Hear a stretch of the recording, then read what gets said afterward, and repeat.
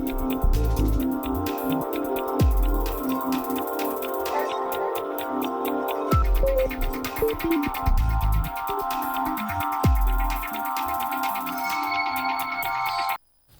êtes sur Média 1, merci de nous rester fidèles, très heureux de vous retrouver pour ce nouveau numéro du Talk Afrique. À l'approche des campagnes électorales, s'exprimer sur les réseaux sociaux devient primordial. À chaque nouvelle campagne électorale, la communication doit évaluer et évoluer et s'adapter aux évolutions et notamment sur les réseaux sociaux qui sont devenus indispensables. Au Sénégal, où près de 10 millions d'habitants sur une population estimée à 16 millions utilisent Internet selon l'Agence de régulation des télécommunications et des postes du Sénégal, plusieurs dérives sont malheureusement notées sur ces réseaux sociaux à l'approche des joutes électorales, notamment des discours de haine ou encore des fake news.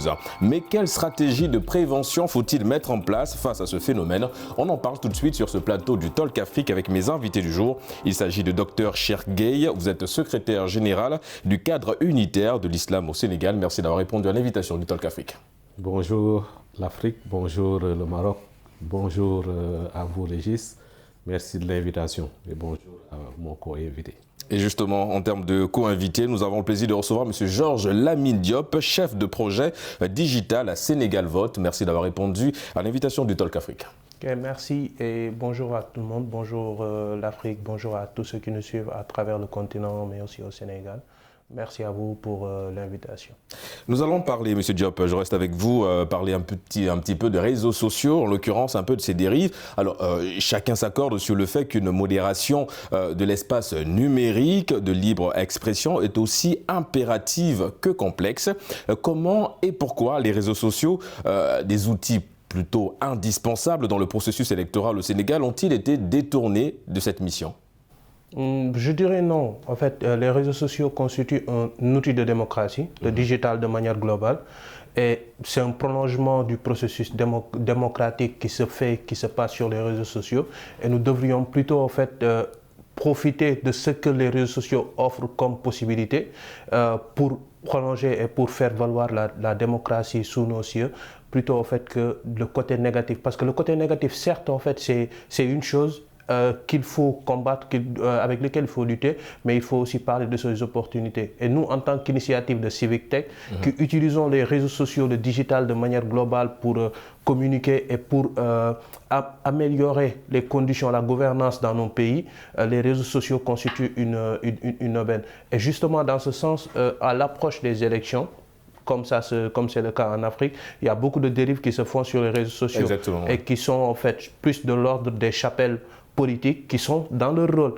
Et nous, en tant que société civile, en tant que professionnels des médias de ces réseaux sociaux, nous devons de modérer, de faire la modération. Comment? En faisant des solutions comme en faisant du fact-checking, que des initiatives comme les nôtres, en faisant du fact-checking. Oui, parce qu'en général, à l'approche des élections, c'est beaucoup plus des fake news qu'on retrouve sur les réseaux sociaux avec des discours de haine. Et vous êtes évidemment dans ce travail-là qui permet d'apporter une sorte de lumière au vu des informations que vous allez collecter et vérifier. Effectivement. En fait, nous faisons toujours ce travail de vérification, de fact-checking au besoin, mais surtout aussi nous insistons sur l'éducation, en fait, sur l'éducation en donnant la bonne information. Une personne qui est sensibilisée et qui a la bonne information est moins susceptible en fait de véhiculer ou bien d'être porteur de fake news. Donc nous insistons plus en fait sur ces volets aussi. Et en parlant justement de politique, Monsieur Gueye, quel regard portez-vous sur l'usage des réseaux sociaux par les différents candidats politiques? Regard ambivalent. D'abord, il est normal que les organisations politiques, mais aussi les organisations sociales, religieuses, aient des stratégies pour profiter de cette révolution numérique et notamment dans une société que nous pouvons considérer comme une société de liens. Les sociétés africaines en général sont des sociétés d'interaction, sont des sociétés plutôt communautaires. Et ce que Castel appelait la société en réseau, c'est comme ça que nos sociétés fonctionnent.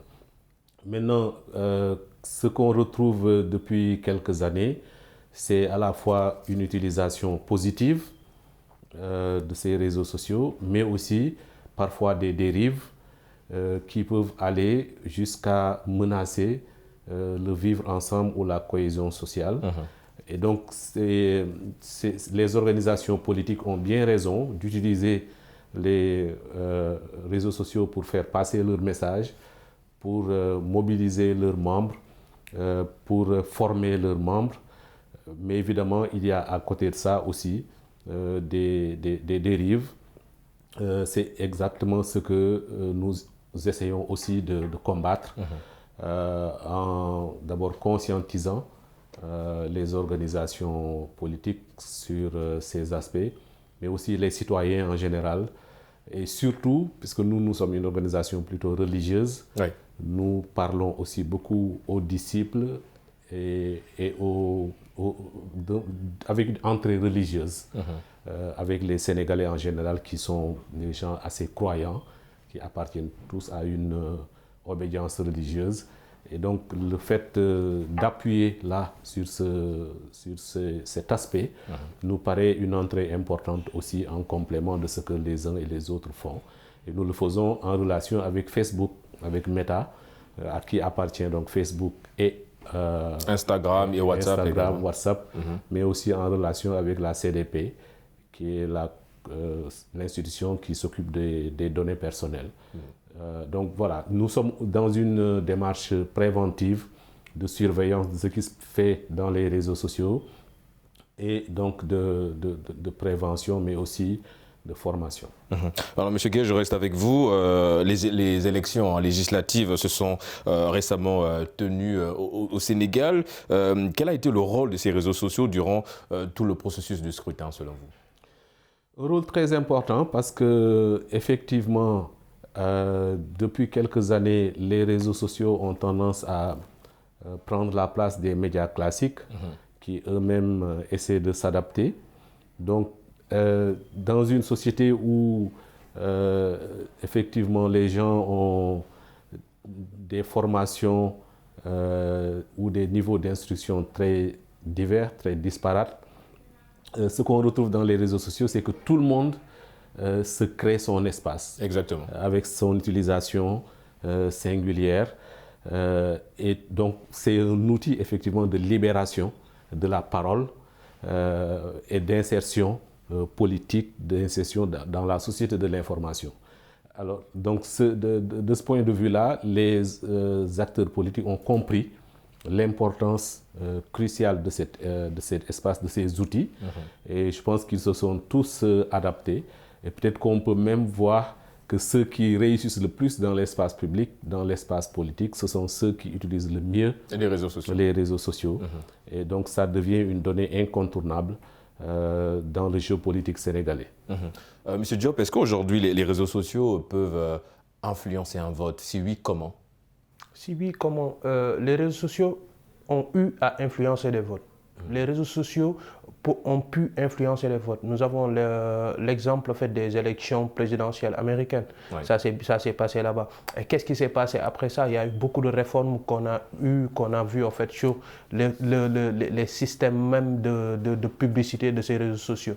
Donc, par exemple, ça veut dire que les réseaux sociaux ont un pouvoir de influencer un vote. Maintenant, en Afrique, qu'est-ce qui se passe? C'est surtout cette masse d'informations qu'on retrouve sur les réseaux sociaux. Et qui n'est pas filtrée, qui n'est pas vérifiée en général. Qui n'est pas filtrée et pas vérifiée aussi. Mais aussi, on a aussi la bonne information à côté. La bonne information, c'est quoi? C'est qu'en fait, c'est l'information qui concerne le scrutin, l'information qui concerne la gouvernance du pays, mais aussi c'est un outil de mobilisation en fait, des jeunes qui peut être utilisé par les partis politiques et les coalitions de partis. Ouais, d'aucuns parlent même un petit peu de manipulation en ce qui concerne évidemment ces réseaux sociaux. Alors si en 2000, M. Gueye, en 2012, vous l'avez également souligné, ce sont les médias traditionnels, à savoir les radios et les télévisions, qui ont plus contribué à la transparence du scrutin et à l'alternance au Sénégal. Avez-vous le sentiment aujourd'hui que cette année, ce sont plutôt les réseaux sociaux qui ont pris le relais?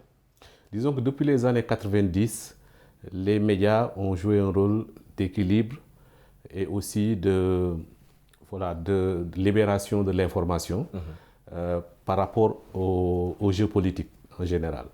Évidemment, cette donnée s'est beaucoup accéléré et s'est accentué avec donc l'avènement des réseaux sociaux depuis les années 2000. Et effectivement, nous avons une très très grande influence des réseaux sociaux dans l'espace politique, dans le choix des candidats, ou en tout cas des gens avec qui on veut bien s'associer. Des partis naissent à l'étranger, et ça c'est possible grâce aux relations à distance. Exactement. Que les gens peuvent avoir de la diaspora vers le Sénégal et du Sénégal vers la diaspora. Donc il n'y a plus de frontières ou cette distance entre les deux espaces. Nous avons également beaucoup de gens qui interviennent, qui sont devenus célèbres parce que justement il y a YouTube, il y a la possibilité de faire des directs, d'être vu.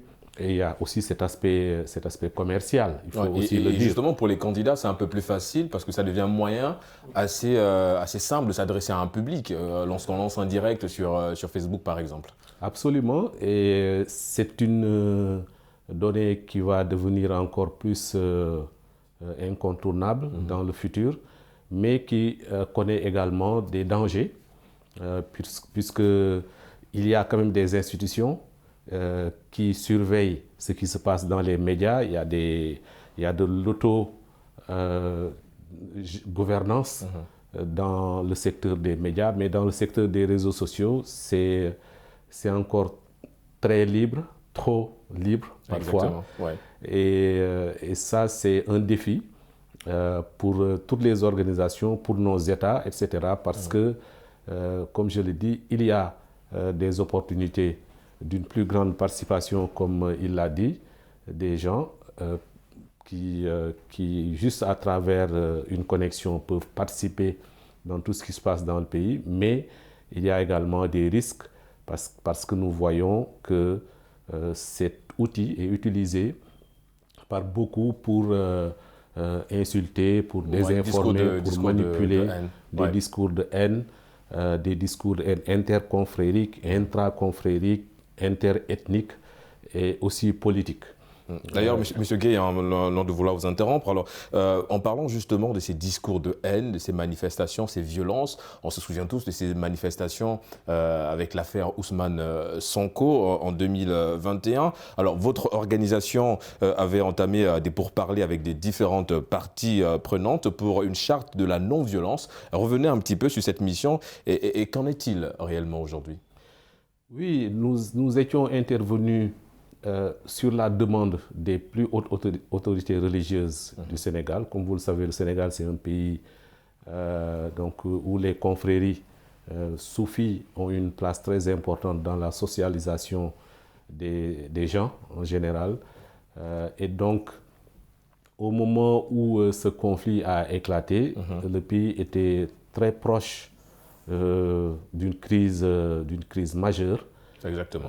Et donc nous étions sentis le devoir d'intervenir. Et donc nous avions à l'époque rencontré le président de la République qui a bien voulu nous recevoir et lui parler. Et après la libération de M. Sonko, nous l'avions également rencontré chez lui. Et aussi l'autre organisation à laquelle il appartenait, le M2D, qui voulait organiser des manifestations perlées.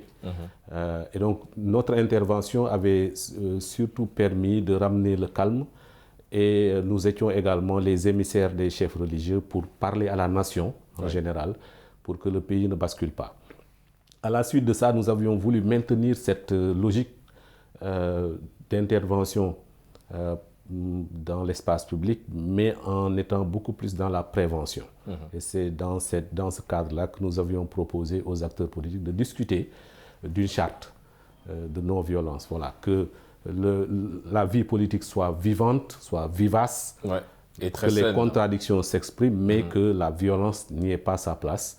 Et c'est cela qui était la raison principale pour laquelle nous avions proposé cette charte, qui avait surtout un rôle pédagogique Et je pense que la plupart des acteurs l'avaient signé, mais même ceux qui ne l'avaient pas signé en ont tenu compte. Et c'était notre objectif. Et je pense que ce n'est pas un travail qui est fini. Nous pensons que la charte doit continuer à être respectée. On le voit avec les élections législatives qui viennent de se passer globalement très bien. Et jusqu'aux élections présidentielles. Ouais. Ce n'est pas un hasard si on a choisi d'intervenir, parce qu'on sent que entre la période des locales jusqu'à la présidentielle, le Sénégal va connaître des tensions. Exactement. Pour aboutir peut-être à une troisième alternance, etc. Mais c'est une période de tension sur laquelle nous devions intervenir. Exactement. Et en parlant d'intervenir, M. Diop, vous êtes membre d'une organisation de la société civile qui lutte contre les dérives sur Internet. Quelles sont les actions que vous menez concrètement?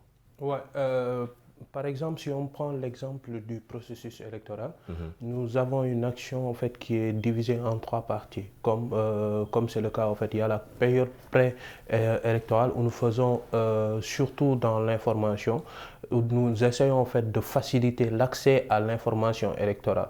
Parce que souvent, en fait, on a vu en fait que l'information électorale c'est surtout dans un langage savant en fait que c'est écrit. Par exemple, c'est toujours un travail de constitutionnaliste ou bien de juristes qui ont la bonne information, qui peuvent te donner les informations sur le processus électoral. Nous essayons en fait de rendre cette information accessible. C'est dans ce sens qu'on a mis en place en fait notre plateforme senegalvote.org qui existe déjà depuis 2012, depuis les élections de 2012. Et là, ce qu'on avait fait en 2012, c'était quoi? C'était un comparateur de programmes. D'accord. Par exemple, et là, on a essayé en fait de faire la même chose. Là, on est dans la période de campagne électorale. Quand on entre en fait dans la période de campagne électorale. Et donc le processus, vous le démarrez, c'est avant la campagne, pendant et après. Après. D'accord. Avant la campagne, nous faisons en fait ce travail d'information, mais aussi en fait ce travail et de sensibilisation. Par exemple, pour le dépôt le fait de s'inscrire en fait sur les listes électorales pour les jeunes, surtout les primo-inscrits. Nous utilisons le digital pour leur dire, voilà, avec des messages qui sont un peu adaptés à leur style, c'est-à-dire des messages qui peuvent leur parler vraiment, avec des supports qui peuvent leur parler vraiment. Leur disons allez vous inscrire, que ça vous permet d'avoir votre voix, votre mot à dire. Ça, c'est la période avant campagne. Durant la période électorale du dépôt des listes et tout ça, durant cette période, nous essayons en fait de donner l'information au fur et à mesure que ça évolue. Pas une information qui est liée en fait au chapitre politique, mais une information qui est liée au processus en tant que tel. C'est-à-dire, à chaque moment du processus, pour le parrainage, c'est comme ça que ça se passe. Il faut tant d'informations. On essaie de rendre vraiment l'information accessible pour que les gens puissent s'exprimer. Et au niveau de la qualité aussi, de la qualité du vote, on essaie en fait que le débat ne soit pas seulement tourné sur des personnes, mais que ça soit programmatique. C'est dans ce sens que pour ces élections, ce que nous avons fait, c'est que nous avons essayé d'organiser sur Twitter notamment un space qui a été un espace de débat entre les 8 candidats qui sont en lice en fait pour ces élections. Chaque coalition avait un représentant qui a défendu en fait leur programme, leur projet de députation, et ça a été bien accueilli et ça a permis d'éclairer la lanterne de ce qui était indécis.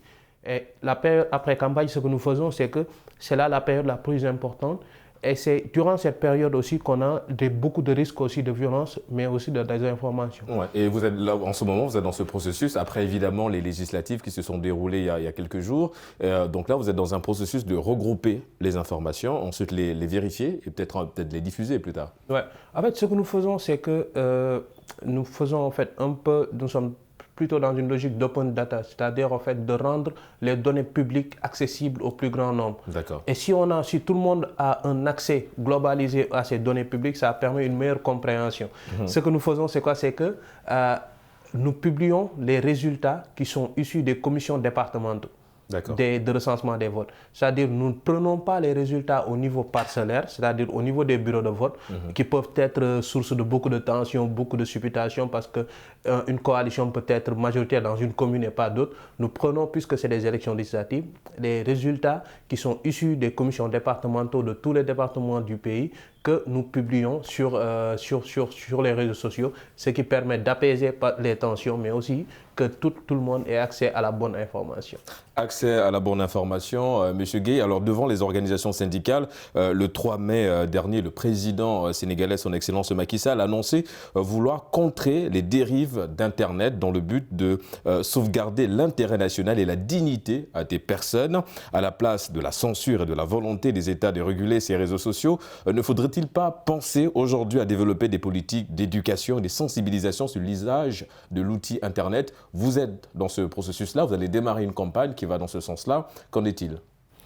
Oui, mais 10 ans déjà avant, lui-même disait que ce secteur était très important pour notre pays et que c'était un outil de libération citoyen. Donc on sait que de ce point de vue-là, c'est très important que ça soit maintenu, mais il faut que ça soit régulé. Et donc effectivement, nous, notre approche, c'est de trouver les Sénégalais partout où ils sont pour leur faire prendre conscience des dérives possibles. Ce que nous avons réalisé, c'est 7 à 8 spots avec des comédiens locaux qui ont essayé de conscientiser à travers des scénarios les Sénégalais sur les dangers de s'insulter ou de désinformer. Etc. Et donc c'est cela que nous avions choisi de faire sur un financement de Meta, je le rappelle. Mais nous pensons que ce ne sera pas suffisant. D'accord. Il faut que ça soit, pour que ça soit impactant, que toutes les organisations s'y mettent en même temps. Parce que nous avons besoin vraiment que les Sénégalais comprennent que les réseaux sociaux sont une vraie menace, mais qu'on mette en avant également des démarches à la fois préventives, mais aussi de sanctions. Et ça s'applique également aussi aux personnalités politiques. Absolument. Les personnalités politiques sont encore dans un certain esprit de responsabilité, je trouve, globalement. Mais beaucoup de leurs affidés, qui se trouvent au Sénégal ou ailleurs, ne tiennent pas beaucoup compte des réalités de ce pays. En tout cas, commencent à émettre des messages qui n'étaient pas habituels dans les oreilles et les yeux et le regard des gens. Et ça fait très peur parce que nous avons quand même nos références en termes de personnalité, de grandes figures religieuses au Sénégal, des grandes personnalités. On voit de plus en plus que dans les réseaux sociaux, ils ne sont pas assez respectés. Et il y a des lois qui considèrent que ce sont des personnalités qui sont considérées comme des ministères ou des ministres du religieux qui doivent être protégés. Comme ceux qui sont dans les réseaux sociaux pensent qu'ils peuvent dire ce qu'ils veulent, ils peuvent faire ce qu'ils veulent, je pense qu'il faut quand même aussi mettre la sanction devant eux. Et parce que c'est un peu là le danger aussi des réseaux sociaux, c'est cette forme de liberté apparente que nous avons qui nous pousse à être assez libre de dire ce qu'on veut sur Internet sans forcément penser aux conséquences. Alors le code des communications électroniques prévoit des nouvelles règles pour encadrer Internet, mais de nombreuses voix s'élèvent pour dénoncer certaines dispositions jugées liberticides et antidémocratiques. Êtes-vous de cet avis? Oui, bien sûr. Parce que les réseaux sociaux, le digital, de manière globale, c'est tout ce qui nous reste comme espace d'expression. C'est l'espace d'expression par excellence du peuple de manière globale. C'est ce que nous avons, en fait, le moyen le plus accessible que nous avons pour pouvoir nous exprimer. Les jeunes, quel que soit en fait notre niveau, notre positionnement, quel que soit en fait notre niveau par rapport aux différentes sphères politiques. Oui, mais est-ce que vous n'avez pas l'impression, Monsieur Diop, qu'aujourd'hui les réseaux sociaux sont en train un petit peu de transformer les internautes en sentinelles de démocratie? Ouais, ils sont en même temps en fait ils sont des sentinelles. D'accord. Mais en fait, c'est pas plus mal en fait, parce que qu'est-ce qui se passe? C'est le seul espace d'expression qu'on a. Durant les élections, souvent, qu'est-ce qui se passait? On regardait les journaux des élections en fin de journée dans toutes les télévisions. En même temps, à la radio, on a ces journaux. Qu'est-ce qui s'est passé cette année durant ces élections? Il y a eu des publi-reportages. Et là, le régulateur n'a rien fait. Et c'est ça, en fait, ça a un peu joué, en fait, ça a un peu déséquilibré le débat. Ouais. Et pourtant, en fait, les réseaux sociaux on avait la spontanéité par rapport à l'information électorale. Maintenant, est-ce qu'il faut voir ces réseaux sociaux comme une mauvaise chose ou bien qu'est-ce qu'une chose, en fait, une bonne chose qu'il faudrait vraiment encadrer? Et cet encadrement ne devrait pas aller dans une logique où on sera en fait contraint de limiter les libertés des personnes, mais il faut aller plutôt dans une logique d'éducation. Parce que c'est nous qui sortons des maisons, nous qui sommes dans les maisons qui utilisons les réseaux sociaux. Oui. Est-ce que l'éducation ne doit pas se faire dans les maisons plutôt qu'en ligne? Parce que c'est nous qui utilisons ces réseaux sociaux, c'est nous qui allons sur les réseaux sociaux, alors qu'en fait, on a nos valeurs. Dans nos maisons, on n'insulte pas nos aînés. Dans nos maisons, on ne parle pas en fait, de la croyance des autres. Et ce sont ces valeurs-là qu'on doit transposer effectivement sur les réseaux sociaux. Plutôt que d'aller vers une logique de censure de ces réseaux sociaux, d'aller plutôt vers cette logique d'éducation. Souvent, qu'est-ce qui se passe avec nos gouvernants? Avant qu'ils n'accèdent au pouvoir, c'est le seul moyen qu'ils ont pour accéder, pour donner l'information. Et ça, en fait, après eux, cet outil doit rester, cet outil doit toujours être à la disposition du grand public.